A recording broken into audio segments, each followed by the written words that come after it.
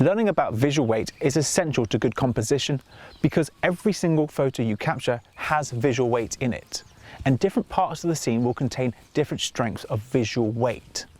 So when you understand how a person looks at a scene, where they're drawn to first, you can use that to better influence your viewer and balance the photo. There are 4 different levels of visual weight: things we're drawn to first, and then second, third and fourth, whatever stands out most in the frame. So the things that draw our attention most are eyes. So you're looking at me in this video, or at least you're probably looking at me. And when you turned on this video, the first thing you did is you probably looked me in the eyes. The reason for this is because any human interaction we've ever had in our life tends to be involving looking someone in the eyes. Whenever you greet someone, you look them in the eyes. It is a natural response, and that is why any photos that contain eyes have a strong visual weight. The eyes are drawn towards eyes first. So look at this scene and then just compare it slightly.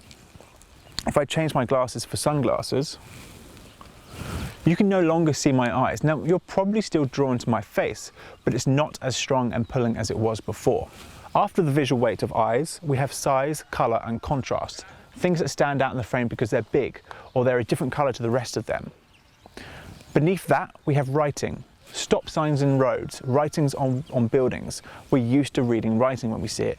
And beneath that is a more cute, novelty, erotic, horror, garish things that stand out for shock value rather than because your eyes are naturally drawn to them.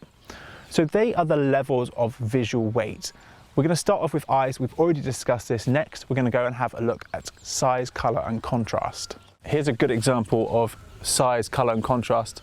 Look at this big blue pickup truck. It really stands out in a scene. Try taking a photo with this in the scene and not having some strong visual weight, some strong attention being drawn towards it. It'd be almost impossible to do because it's a completely unusual color for where we are on this overcast day. It's a big bright blue truck and it's really hard to avoid. The sheer size of it in the scene really makes it stand out. How about this for a visual weight? We have not only a massive object in the scene, but it also contrasts in color. We've got orange against blue, a common contrast, and because orange is such an unnatural color in the environment outside of autumn, it really stands out. So we've got size, color, and contrast. Writing in a photo is the next strongest visual weight, and I've chosen this highway sign here in Greece as a great example. If you look at this scene, you're automatically drawn to the sign because it's writing and you're used to looking at writing. It's very common, especially street signs. You drive past street signs all the time and you're used to checking out for directions and things like that. The reason I've chosen this sign is because there's 2 different languages, Greek and English. The Greek alphabet isn't the same alphabet that the English language uses, so it's a stark contrast. It holds less of a visual weight. When you see the Greek language, you're probably less inclined to read it, and it holds less of a weight because of that. When you see the English language, however, your eyes will be drawn to that. Now, this is under the assumption that your first language isn't Greek, but that's probably true for most of the people watching this video. So you can see in this frame, if we look at this road, we have leading lines that go off in the distance. There might be some motion blur from a car you're capturing, but you're still going to be drawn to that sign and that language.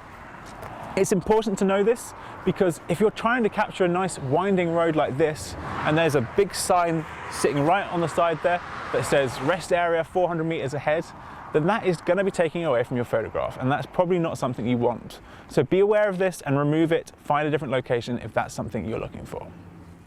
Towards the lower end of the scale of visual weight, after you've seen eyes and lettering and big solid colors that contrast with the rest of the scene, we have the likes of novelty and cuteness.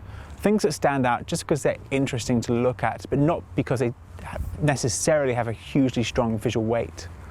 So we've come down to the harbour here in Corinth, and I can see a few birds flying around, or at least there were some birds, and there's some fish swimming past as well.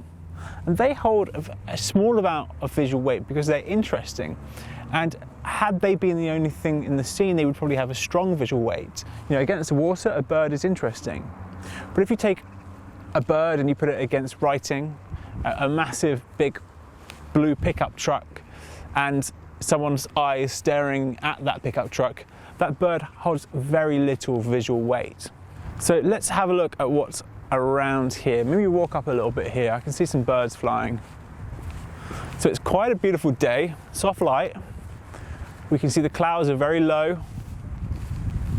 And there's a reflection on the water, which makes a nice composition. So here's a bird. We've got a nice background of these container ships. I think it's found my rice cakes. I'm switching to continuous shooting and AI servo because it's going to fly away.